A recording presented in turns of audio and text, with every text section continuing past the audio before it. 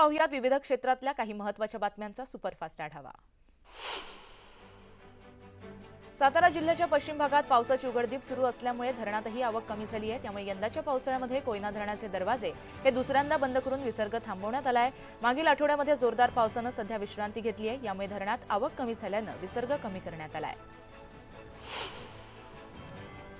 नाशिक आणि अहमदनगर जिल्ह्यातील लहान मोठी सर्व धरणं आणि बंधारे काठोकाठ भरल्यानं या दोन्ही जिल्ह्यातून जायकवाडी प्रकल्पात पाण्याची आवक होती आहे। जायकवाडी प्रकल्प 80% पुढे भरला असल्यानं वर्षभराचा सिंचन उद्योग आणि पिण्याच्या पाण्याचा प्रश्न सुटल्यानं प्रशासन चिंतामुक्त झालंय।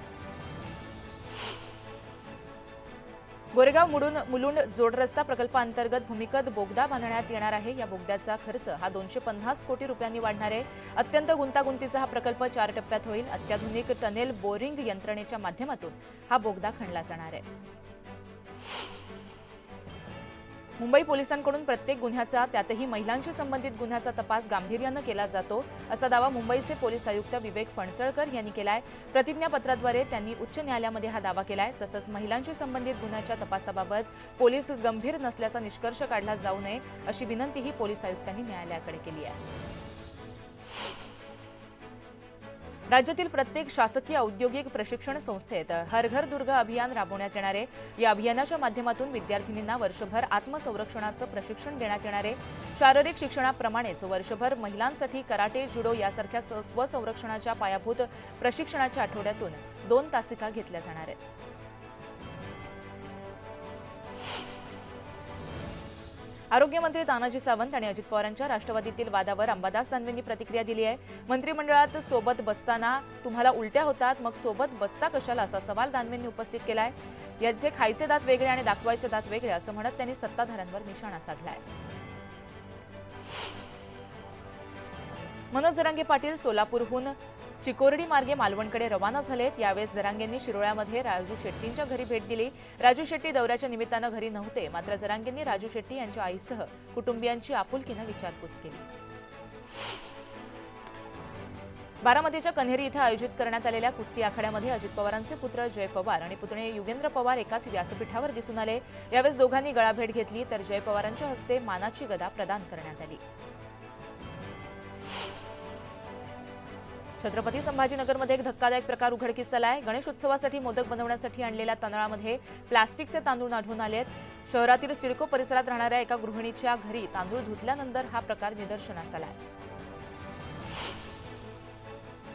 पुण्याच्या कल्याणीनगर अपघात प्रकरणातील आरोपी बांधकाम व्यावसायिक सुरेंद्र अग्रवालवर गुन्हा दाखल करण्यात आलाय। धनादेश न वाटल्याच्या वादातून एक कंपनीच्या कर्मचाऱ्याला शिवीगाळ करून जीवित मारण्याची धमकी दिल्याप्रकरणी हा गुन्हा दाखल करण्यात आलाय। बीड जिल्ह्यातील कुटे ग्रुपच्या Dnyanradha multistate cooperative credit society vice chairman आणि डायरेक्टर 3,515 कोटींची फसवणूक केल्यानंतर फरार होते। दरम्यान पिंपरी पोलिसांच्या खंडणी विरोधी पथकानं त्यांचा मागोवा काढत त्यांना बेड्या ठोकल्या। भाईंदर पश्चिमेला शिवसेना गल्लीत काल भाजप पदाधिकारी राजन पांडे यांच्यावर चाकून हल्ला करण्यात आला। दरम्यान हल्लेखोर आरोपी विनोद राजभरसह आणखी दोघांना पोलिसांनी अटक केली आहे। दरम्यान हा हल्ला परस्पर वादातून केल्याची माहिती उघडकीस झाली आहे। मांजरपाडा धरणातील पाणी आज येवला मतदारसंघात पोहोचलं। यावेळेस पालकमंत्री छगन भुजबळ यांनी सहकुटुंब कार्यक्रमस्थळी पोहोचत जलपूजन केलं। गेल्या 3 पिढ्यांपासून प्रतीक्षेत असलेल्या येवलेकरांना पाणी मिळाल्यानं येवल्यामध्ये मोठं उत्साहाचं वातावरण आहे। फटाक्यांची आतिषबाजी करत, फुलांची उधळण करत तसंच नारळ वाढवत जलपूजन करण्यात आलं। येत्या सोमवारी अंधेरी जोगेश्वरी परिसरामध्ये 12 तासांसाठी पाणीपुरवठा बंद ठेवण्यात येणार आहे। वेरावली जलाशयामध्ये 900 मिलीमीटर व्यासाच्या वाहिनीवरील झडपा बदलण्याच्या कामामुळे हा पाणीपुरवठा बंद ठेवण्यात येणार आहे। मुंबईतील चिंचपोकळीच्या चिंतामणीचा आगमन सोहळा सुरू आहे। ढोल ताशांच्या गजरामध्ये बाप्पाचं आगमन होत आहे। चिंतामणीच्या आगमन सोहळ्यासाठी मोठ्या प्रमाणात गणेश भक्त उपस्थित होते। गणेश उत्सवाच्या पार्श्वभूमीवर मुंबईच्या लालबाग आणि परळ परिसरात गणेश भक्तांची गर्दी पाहायला मिळते। बाप्पाच्या स्वागतासाठी गणेश भक्त सज्ज झाले असून गणेश भक्तांनी मराठमोळ्या गाण्यांवर ठेका धरल्याचं दिसून आलं। दरम्यान कोणताही अनुचित प्रकार घडू नये यासाठी पोलीस प्रशासनही सज्ज झाले आहे। मुख्यमंत्री लाडकी बहीण योजनेचा लाभ राज्यातील लाखो महिलांना मिळावा यासाठी या योजनेमुळे महिलांना मोठा आधार मिळाल्याच्या भावना नवी मुंबईतील लाभार्थी महिलांनी व्यक्त केल्या आहेत। ही योजना अशीच कायमस्वरूपी सुरू राहावी अशी मागणीही यावेळी महिलांनी केली आहे। एसटी कर्मचाऱ्यांना आणि त्यांच्या मागण्या मान्य करा, अन्यथा 3 सप्टेंबरपासून आंदोलन सुरू करू असा निर्वाणीचा इशारा एसटी कामगार संघटनेनं राज्य सरकारला दिलाय। ऐन सणासुदीच्या काळामध्ये आमच्याकडे दुर्लक्ष केलं जातंय, लालपरी रुसेल असा इशाराही एसटी कामगार संघटनेचे नेते संदीप शिंदे यांनी दिलाय। राष्ट्रपती द्रौपदी मुर्मू 2 सप्टेंबरला महाराष्ट्राच्या दौऱ्यावर येणार आहेत। 2 सप्टेंबरला कोल्हापुरातील अंबाबाईचं दर्शन ते घेणार आहेत, तर 3 सप्टेंबरला रामदास आठवलेंच्या विनंतीला मान देत राष्ट्रपती दादरमधील चैत्यभूमीला भेट देणार आहेत। राजस्थानचे मुख्यमंत्री भजनलाल शर्मा यांनी मुंबईच्या सिद्धिविनायक मंदिरामध्ये जाऊन दर्शन घेतलं। यावेळी सिद्धिविनायक मंदिर न्यासकडून भजनलाल शर्मा यांना श्रींची मूर्ती देऊन त्यांचं स्वागत करण्यात आलं। हरियाणा आणि जम्मू काश्मीरच्या विधानसभा निवडणुकीसंदर्भात केंद्रीय निवडणूक आयोगानं आज महत्त्वपूर्ण निर्णय घेतलाय। निवडणूक आयोगानं हरियाणातील मतदानाच्या तारखा बदलल्यात। हरियाणामध्ये 1 ऐवजी 5 ऑक्टोबरला मतदान होणार आहे, तर हरियाणा आणि जम्मू काश्मीरमधील मतदानाचे निकाल हे 8 ऑक्टोबरला जाहीर होतील। मुंबईच्या खार परिसरातील एका दुकानदाराला तपासणी दरम्यान ड्रग्ज प्रकरणात अडकवल्याचा आरोप मुंबई पोलिसांवर करण्यात आलाय। तपासणी दरम्यान पोलिसांनी एका व्यक्तीच्या खिशात ड्रग्ज ठेवल्याचा आरोप असून या प्रकरणी खाल पोलीस ठाण्याच्या 4 पोलिसांना निलंबित करण्यात आलंय। जालन्यात गौतमी पाटीलच्या कार्यक्रमात तरुणांची तुफान गर्दी पाहायला मिळाली। दहीहंडीच्या निमित्तानं जालन्यात गौतमीचा डान्स परफॉर्मन्स आयोजित करण्यात आला होता। यावेळेस मैदानावर जागा नसल्यानं काही तरुणांनी मैदानापासून जवळ असलेल्या शेडवर चढून डान्स करत ठेका धरला। नेहमीप्रमाणे काही तरुणांनी हुल्लडबाजी केल्यानं पोलिसांनी लाठीचा धाक दाखवत जमावाला नियंत्रित केलंय। एक ब्रेकिंग बातमी आपण पाहतोय। महाविकास आघाडीकडून आज महायुती सरकार विरोधात जोडे मारो आंदोलन केलं जाणार आहे। मालवणमधील राजकोट किल्ल्यावरील छत्रपती शिवरायांचा पुतळा कोसळल्याच्या घटनेचा निषेध म्हणून हे आंदोलन आता केलं जाणार आहे। महाविकास आघाडीचे नेते हुतात्मा स्मारक इथं जमणार आहेत। स्मारकाला वंदन करून महाविकास आघाडीचे नेते कार्यकर्ते गेटवे ऑफ इंडियाकडे जातील।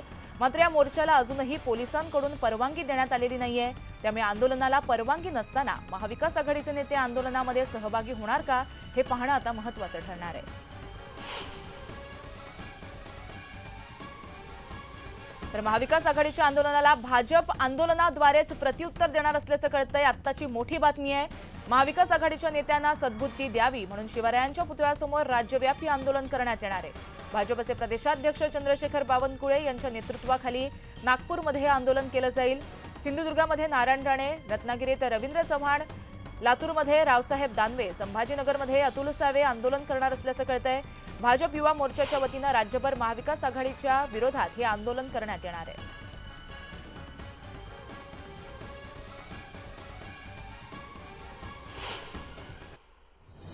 सांगली शहरातील सावंत प्लॉट भागामध्ये राहणाऱ्या एका 6 वर्षीय मुलीचा खेळता खेळता कापडी बेल्टनं गळफास बसून मृत्यू झालाय। अंजनी खांडेकर असं या चिमुरडीचं नाव आहे। वैद्यकीय तपासणीतही मुलीचा गळफास बसून मृत्यू झाल्याचं समोर आलंय। आश्रमशाळेत शिकणाऱ्या विद्यार्थिनीच्या डोक्यात जखमांमध्ये चक्क जंतू आणि आळ्या आढळल्यानं खळबळ उडाली आहे। नांदेड जिल्ह्यातील हदगाव तालुक्यामध्ये वारकवाडीच्या आश्रमशाळेमध्ये ही घटना घडली। डोक्यात इन्फेक्शन होऊन मोठ्या जखमा झाल्या। दरम्यान या जखमांमध्ये जंतू झाल्याचं उपचार करणाऱ्या डॉक्टरांनी सांगितलंय।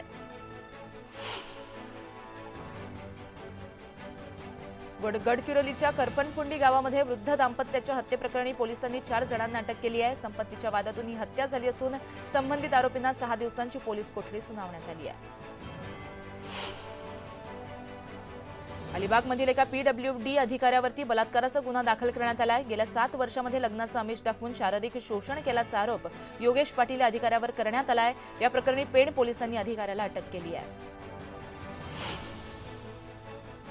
कल्याणमधील वयोवृद्ध हाजी मुनियार हे आपल्या मुलीला भेटण्यासाठी मालेगावामध्ये जात होते। मात्र प्रवासावेळेस कल्याण आणि इगतपुरी स्टेशन दरम्यान त्यांच्याकडे गोमांस असल्याच्या संशयावरून काही तरुणांनी त्यांना बेदम मारहाण केली। या घटनेचा व्हिडिओ समोर आला। या प्रकरणी पोलिसांनी गुन्हा दाखल केलाय।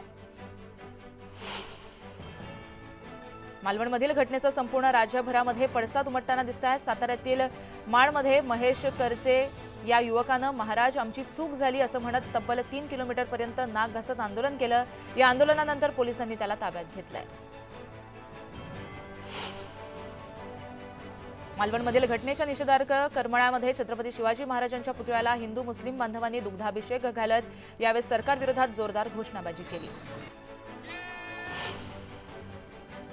मालवणमध्ये शिवरायांचा पुतळा पडल्याप्रकरणी बांधकाम सल्लागार म्हणून काम करणाऱ्या चेतन पाटीलला पोलिसांनी अटक केली होती। त्यानंतर आज सुनावणी दरम्यान चेतन पाटीलला 5 सप्टेंबरपर्यंत पोलीस कोठडी सुनावण्यात आली आहे। मालवणमधल्या राजकोट किल्ल्यावरती छत्रपती शिवाजी महाराजांचा नवा पुतळा उभारण्यात येणार आहे। यासाठी राज्य शासनानं सार्वजनिक बांधकाम विभागाच्या अप्पर मुख्य सचिव मनीषा पाटणकर म्हैसकर यांच्या अध्यक्षतेखाली समिती नेमली आहे। मालवण प्रकरणानंतर पुणे महापालिका अलर्ट मोडवर आली आहे। शहरातील सर्व पुतळ्यांचं स्ट्रक्चरल ऑडिट आता केलं जाणार आहे। शहरामध्ये 50हून अधिक महापुरुषांचे पुतळे आहेत। या पुतळ्यांचं ऑडिट केलं जाणार आहे। पिंपरी चिंचवड शहरामध्ये पुन्हा एकदा बाल लैंगिक अत्याचाराची घटना घडली आहे। वाकड परिसरातील एका 42 वर्षीय इसमानं 10 वर्षाच्या मुलीसोबत अतिप्रसंग केल्यानं एकच खळबळ उडाली। या प्रकरणी पोलिसांनी नराधमाला अटक केली आहे। वाशिम अमरावती महामार्गावरील साखरा फाट्यावर ट्रक आणि दुचाकीचा भीषण अपघात झालाय। या अपघातामध्ये 2 सख्ख्या भावांचा मृत्यू झालाय। वाशिममधून पारडीकडे जात असताना हा अपघात घडलाय। इंदापूर तालुक्यातील लोणी देवकर इथल्या बँक ऑफ बरोडामध्ये असिस्टंट मॅनेजरला एका ग्राहकानं टोळक्यासह चक्क लोखंडी रॉडनं मारहाण केली। मारहाण करणाऱ्यांविरोधात इंदापूर पोलीस ठाण्यामध्ये तक्रार दाखल केल्यानंतर गुन्हा दाखल करण्यात आला। बुलढाण्यातील अंगणवाडी सेविकांनी पुन्हा एकदा सरकारविरोधात एल्गार पुकारलाय। पगारवाढ, वेतनासोबतच ग्रॅज्युएटी पेन्शन यासारख्या इतर मागण्यांसाठी अंगणवाडी सेविकांनी पुन्हा एकदा आंदोलनात्मक पवित्रा घेतलाय। पंढरपूरच्या अरिहंत पब्लिक स्कूलमध्ये शनिवारच्या दिवस हा दप्तराविना शाळा उपक्रमामध्ये निवडणूक प्रक्रिया कशी राबवली जाते याचं विद्यार्थ्यांना प्रात्यक्षिक दाखवण्यात आलं। प्रत्यक्ष निवडणूक प्रक्रिया राबवण्यात आली आहे। या उपक्रमात 300 विद्यार्थ्यांनी सहभाग नोंदवला। गोंदियातील सडक अर्जुनी तालुक्यात असलेल्या जिल्हा परिषद शाळेला 2007 मध्ये राज्यस्तरीय आदर्श शाळा पुरस्कार मिळाला। मात्र आज शिक्षकांअभावीच या शाळेला चक्क कुलूप लावण्याची वेळ आली आहे। शिक्षकांची बदली, सेवानिवृत्तीमुळे शाळेला टाळं ठोठवण्यात आलंय। दुष्काळाच्या पार्श्वभूमीवरती सांगलीच्या जत तालुक्यामध्ये एक गाव एक गणपती साजरा करण्याचे आवाहन भुयारी मठाचे मठाधिपती तुकाराम बाबा महाराजांनी केलंय। हे साजरं करणाऱ्या गावाला गणेश मूर्तीबरोबरच रोख 11,000 रुपये मिळणार असून जाहीर सत्कारही केला जाणार आहे। गणेश उत्सवाच्या पार्श्वभूमीवरती धुळे जिल्हा कारागृहातील बंदीवानांनी आकर्षक पर्यावरणपूरक शाडू मातीच्या मूर्त्या साकारल्यात। या बंदीवानांनी 500 मूर्ती साकारल्या असून जिल्हा कारागृहाबाहेरच त्याचं प्रदर्शन आणि विक्री केंद्र सुरू करण्यात आलंय। 2 सप्टेंबरला बैलपोळ्याचा सण साजरा केला जाणार आहे। बैलपोळ्याच्या दुसऱ्या दिवशी दिवशाई तान्हा पोळा हा साजरा केला जातो। दरम्यान तान्हा पोळा साजरा करण्यासाठी लाकडी नंदीबैल लागतात। हेच लाकडी नंदीबैल खरेदी करण्यासाठी गोंदियामध्ये लोकांनी बाजारपेठांमध्ये गर्दी केली आहे। बैलांप्रती कृतज्ञता व्यक्त करण्यासाठी बैलपोळा हा सण साजरा करण्यात येतो। दरम्यान बैलाच्या सजावटीसाठी साहित्य बाजारामध्ये दाखल झालंय। मात्र बदलत्या परिस्थितीचा बैलांच्या सजावटीच्या साहित्याला महागाईचा फटका बसलाय। बीड शहराला पाणी पुरवठा करणारा बंदुसरा धरण हे 100% क्षमतेनं भरलंय। तर जिल्ह्यातील 143 मध्यम लघु प्रकल्पांपैकी 36 प्रकल्प ओव्हरफ्लो झालेत। त्यामुळे आता बीड शहराचा पाणी प्रश्न मिटलाय। गोंदिया जिल्ह्यामध्ये पावसाच्या सरी बरसतायत। त्यामुळे उकाड्यानं त्रस्त झालेल्या नागरिकांना दिलासा मिळालाय। तर पावसामुळे पिकांना सुकणाऱ्या पिकांना जीवनदान मिळाल्यानं शेतकरी मात्र सुखावलाय। चंद्रपुरात 3 दिवसांनी पाऊस पडल्यानं उकाड्यानं हैराण झालेल्या नागरिकांना दिलासा मिळालाय। दरम्यान चंद्रपुरात उद्या पावसाचा रेड अलर्ट जारी करण्यात आलाय। त्यामुळे लोकांनी खबरदारी घेण्याचं आवाहन प्रशासनानं केलंय। भुसावळमध्ये 6 दिवसांनी जोरदार पावसाला सुरुवात झाली। त्यामुळे उकाड्यापासून त्रस्त असलेल्या नागरिकांना मोठा दिलासा मिळालाय। जिल्ह्यात सगळीकडेच पाऊस सुरू असल्यानं पिकांना जीवनदान मिळालंय।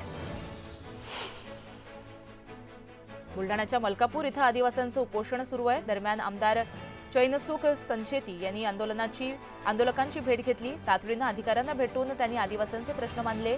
लवकरच उपोषणकर्त्यांना न्याय मिळवून देणार असं आश्वासनही त्यांनी दिलं। सरसकट कर्जमाफी, पीक विमा आणि शेतमालाला हमीभाव देण्याच्या मागणीसाठी बीडच्या मालिपार गाव इथं शेतकरी कामगार पक्षाच्या वतीनं रास्ता रोको आंदोलन करण्यात आलं। या आंदोलनामध्ये मोठ्या संख्येनं शेतकरी बांधव सहभागी झाले होते। सोलापुरात भटके विमुक्त आदिवासी बांधवांनी राज्यव्यापी संवाद यात्रा काढली। भटक्या विमुक्तांची जातनिहाय जनगणना करण्याची मागणी या नागरिकांनी केली आहे। डॉक्टर बाबासाहेब आंबेडकरांच्या पुतळ्याला अभिवादन करून या यात्रेला सुरुवात झाली। सोलापुरातील जिल्हाधिकारी कार्यालयापर्यंत ही संवाद यात्रा काढण्यात आली। हिंगोलीच्या सेनगाव तालुक्यातील नागमाथा इथं स्मशानभूमी नसल्यानं ग्रामस्थांनी आक्रमक पवित्रा घेतला। रस्त्याच्या मधोमधच चिता रचून ग्रामस्थांनी ठिय्या आंदोलन केलं। अंत्यविधीसाठी तात्काळ जागा उपलब्ध करून द्यावी, अन्यथा रस्त्यावरच अंत्यविधी करू असा इशारा स्थानिकांनी दिलाय। अकोल्यातील घुसरवाडीत गेल्या 17 दिवसांपासून नागरिकांचं उपोषण सुरू आहे। महाराष्ट्रातील अनुसूचित जमातीतील कोणत्याही प्रकारच्या जाचकाठी न ठेवता सरसकट अहमदनगर जिल्ह्याच्या मध्यवर्ती जात प्रमाणपत्र आणि जात वैधता प्रमाणपत्र हे देण्यात यावं अशी मागणी या नागरिकांनी केली आहे। खराब रस्त्यामुळे जळगाव शहरातून जाणाऱ्या मुंबई नागपूर महामार्गावरती तिसरा अपघात होऊन एकाचा जीव गेल्यानं नागरिक आक्रमक झालेत। संतप्त नागरिकांनी महामार्गावरच रास्ता रोको आंदोलन केलं। दरम्यान या आंदोलनामुळे वाहतुकीला मोठा खोळंबा झाला होता।